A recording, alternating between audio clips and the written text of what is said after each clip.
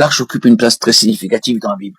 Ce fut le premier détail mentionné par Dieu lorsqu'il ordonna à Moïse de construire le tabernacle.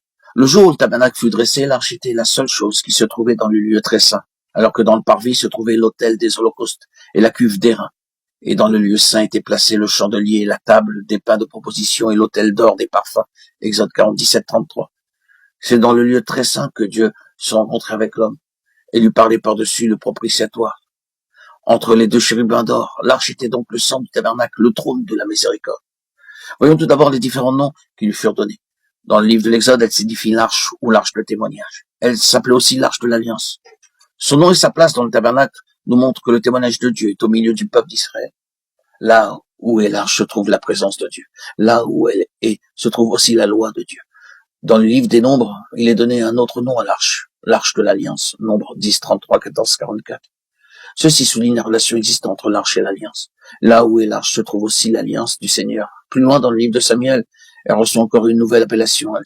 Elle est désignée par l'arche de Dieu. 1 Samuel 4, 11, 13, 17, 19, 21, 22. Cela signifie que là où est l'arche se trouve également la présence de Dieu au milieu d'eux. Examinons plus amplement ce que typifie l'arche. De manière très simple, elle est un type du Seigneur Jésus. L'arche dans le tabernacle signifie la présence de Dieu avec son peuple.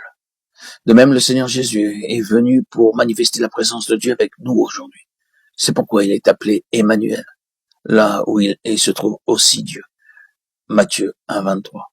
L'arche de l'Ancien Testament se trouvait dans le lieu très saint, et Christ est aujourd'hui dans le sanctuaire céleste. Hébreux 8, 2, 9, 24. Quand Dieu ordonna aux Juifs de construire le tabernacle, la première chose qu'il mentionna fut l'arche. Cela souligne le fait que le Seigneur Jésus est le centre de toute chose. L'arche fut faite en bois d'acacia recouvert d'or intérieurement et extérieurement. Le bois d'acacia est très robuste et il peut suggérer l'humanité de notre Seigneur. L'or pur dans l'Écriture représente la justice de Dieu, la gloire de Dieu et tout ce qui est de Dieu. Ainsi donc, il nous parle de la divinité de notre Seigneur. Christ est à la fois homme et Dieu. Il a une nature humaine et divine. Beaucoup d'autres choses nous parlent de Christ dans l'arche. Nous pourrons les voir dans de nombreux passages de la Bible. L'arche qui est mentionnée avec 2 coudées et demie de longueur, 1 coudée et demie de largeur et 1 coudée et demie de hauteur. Et l'arche où était posé le propitiatoire, le siège de miséricorde, qui servait de couvercle à l'arche. Il était fait d'or pur et était de la même longueur et de la même largeur que l'arche. De plus, 2 chérubins en or battu se trouvaient aux 2 extrémités de l'arche, avec leurs ailes déployées vers le haut et couvrant le propitiatoire. Ces 2 chérubins avaient leur face tournée vers le propitiatoire en vis-à-vis. Nous savons que les chérubins représentent la gloire de Dieu. Ézéchiel 9.3, Hébreux 9.5. Dieu avait déclaré à Moïse, c'est là que je me rencontrerai avec toi du haut du propitiatoire, entre les 2 chérubins placés sur l'arche du témoignage. Je te donnerai tous mes ordres pour les enfants d'Israël. Exode 25, 22. C'est depuis ce lieu qu'il désirait les conduire. Pendant toute la période de l'Ancien Testament, toute la grâce divine découlait de l'arche, et de même, durant la période de la Nouvelle Alliance. Elle nous est pleinement accordée par Christ.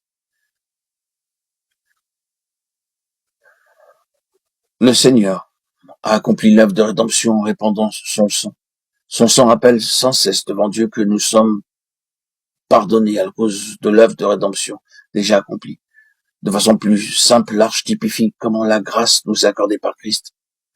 En ayant Christ, nous avons avec nous la présence de Dieu. À cause de lui, nous pouvons être conduits par Dieu.